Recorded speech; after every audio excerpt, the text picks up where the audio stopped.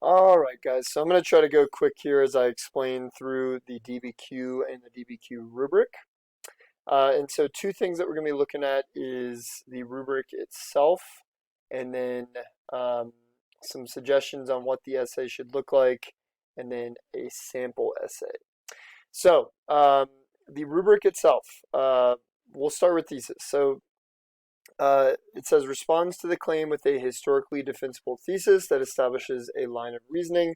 Again, as a reminder, let me see if I can get my pen working here. We do not want to have a thesis that just restates the prompt, right? So you need to actually articulate an argument, and you need to address whatever historical thinking skills are in question. And I'll get to that in a moment.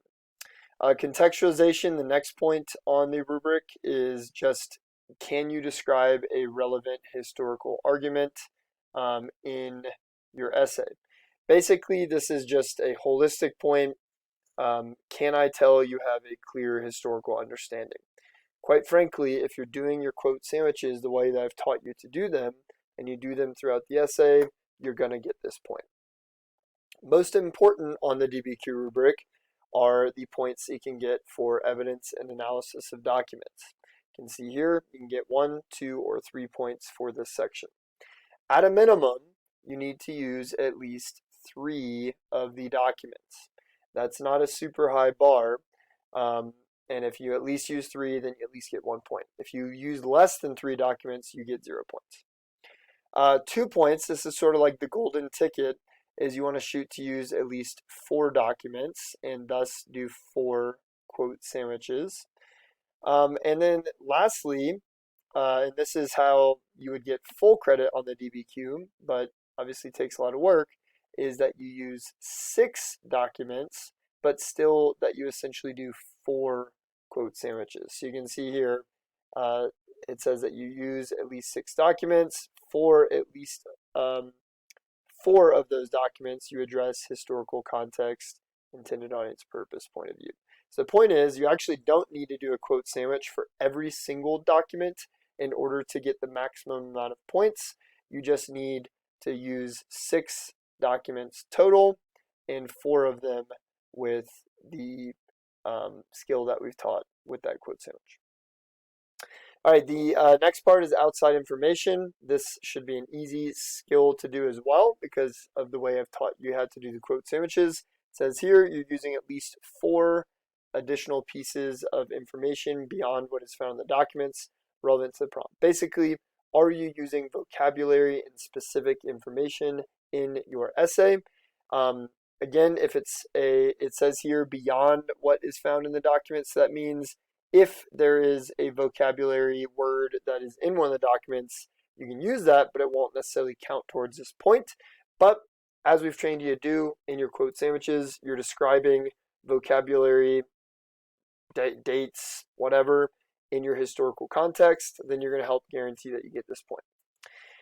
And then lastly, for your DBQ rubric is the historical thinking skill. The way your essay is written, or I should say the way your prompt is written, is going to be one of these 3 skills: continuity and change, comparison, or causation.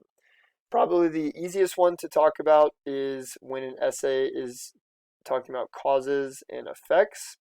But comparison, you'll see sometimes the similarity and difference essay, where you're comparing 2 different time periods or 2 different things. And then the continuity and change essay is another form where you're talking continuity is how has something stayed the same, right? That word continuous. And then how is something changed, right? And so that's a nice type of essay to write as well. All of them have their perks and benefits, and also have the negatives if you were to get this type of prompt.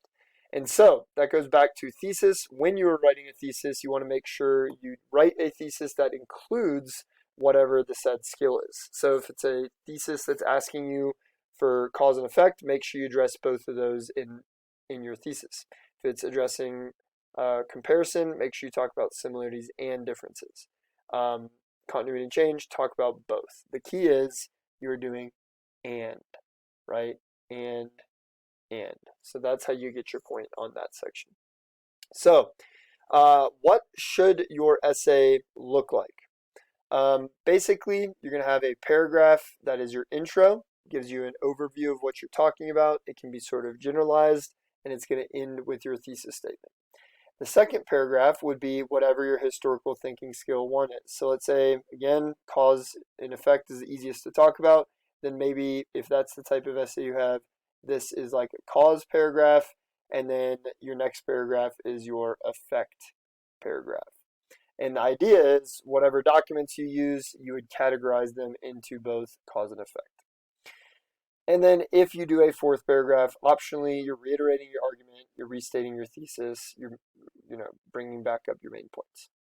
So I have included a sample essay from Try 1 content. This is a continuity and change prompt. You can see here, evaluate the extent of change in ideas about American independence from 1763 to 1783. And so even though it just says change, we know that those skills go together. I can assume it is both a continuity and change prompt.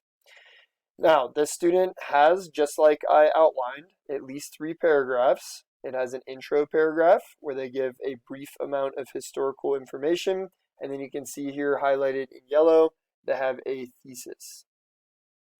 Okay. In that thesis, they address both continuity and change. They talk about a shift.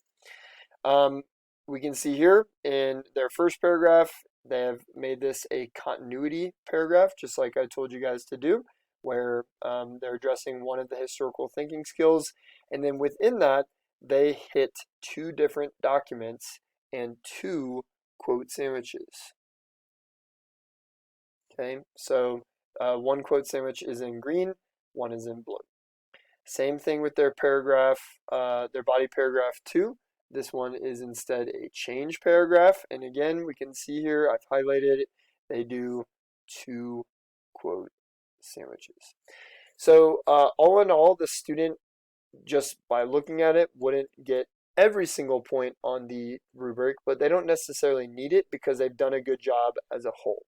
They're going to get 4 documents that they're going to hit for this, which is going to help them get a good amount of points for document use. They use lots of vocabulary. They do a good job with their thesis. We can see here there's not even a conclusion, but honestly, they're going to check all the boxes, and this is going to be a very highly scored essay. So even without reading it, I'm just giving you guys the basic information. Now, you can actually read this essay if you would like. I've also included in the OneNote for today the actual documents, and those are annotated. And then you can see how the student chose to use those documents in the quote sandwich. So what you're going to do, guys, is answer a couple questions about the DBQ rubric in the next few slides. And then for your exit ticket, you guys are going to practice with these skills for the rubric, both continuity and change. And in this case, it's going to be in regard to a prompt about women. You'll do a similarities and difference one about African American society in the Roaring 20s in the 1870s, and then you also practice with causes and effects. So basically practicing with each type of skill and each type of prompt. All right, let me know if you guys have questions, and again, this should be the last you hear from me today.